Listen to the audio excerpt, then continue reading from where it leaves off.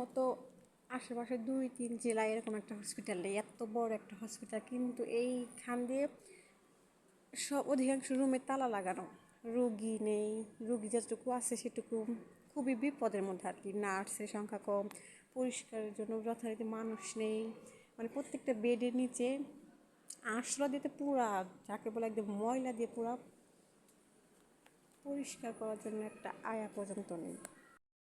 CCU সব থেকে hospital পরিষ্কার একটা রুম থাকে, কিন্তু সেই সিসিউর মধ্যেই মানে ঢোকার মতো পরিস্থিতি নেই। দেখেন আপনারাই, চারপাশে সব রুম তালা লাগানো, একদম একদম ভূতের অবস্থায়, যে যাকে বলে একদম সবগুলা দরজা জানালা লাগানো, তালা দিয়ে রাখছে।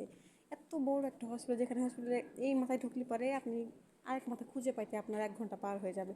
এত বড় একটা হসপিটাল, সেখানে লাইট ফ্যান সব বন্ধ, রুগী নাই। আর মোট কথা এখানে কোনো কোনো ইনফিনিটি কোনো মানুষের কোনো চোখ নাই এখানে। চোখ রাখলে পরে, দেখলে পরে তারপরে একটু ভালো একটা পজিশন থাকতো। সরকারি হসপিটালের জন্য মানুষ, সাধারণ মানুষের জন্য, কিন্তু সাধারণ মানুষের জন্য এখানে আসে না, না আসে বেসরকারি হসপিটালে যায়, হাজার লক্ষ লক্ষ টাকা খরচ করে ফেলে। কিন্তু এখানে আসবে কি, এখানে কোনো নাই, একটাও স্যালাইন দিলে সেটাও বাইরে থেকে কিনে নিয়ে আসতে হয়, এখানে দিচ্ছে না। মোট কথা একদম খুবই বাজে পরিমাণে অবস্থা।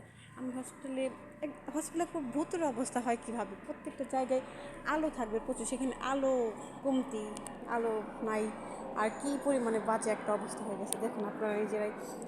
একটু সবার দৃষ্টি আকর্ষণ করতেছি যেন সবাই মুন্সি আলী মেডিকেল কলেজের দিকে একটু লক্ষ্য রাখে, দেখে যে পরিস্থিতিটা একটু সাধারণ দেখে। আর এখানে নাকি শুনলাম যে ময়লা পরিষ্কার করার জন্য রুগীদের কাছ থেকে টাকা তুলে সেই কেবিনে নিজ দিয়ে রুম টুম পরিষ্কার করে। তাহলে দেখেন কি কেমন একটা পরিস্থিতি, হাজার হাজার কোটি টাকা খরচ করে একটা হসপিটাল দেওয়ার পরে আয়া নিয়োগ দেওয়া হয় নাই, বছর এখানে কয়েক শত আয়া লাগবে সেটাও নাই। তাহলে কি একটা বলবো। সো দেখেন পরিস্থিতি, এত অন্য কোনো বিল্ডিংয়ে যাওয়া হয় না, আমি দোতলায় জাস্ট দেখাচ্ছি, আর বাকি তলা তো যাই নাই।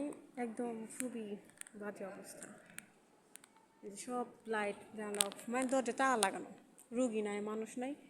এমনি থাকলে হসপিটালে বন্ধ হতে তো টাইম লাগবে না। পরিস্থিতি দেখুন।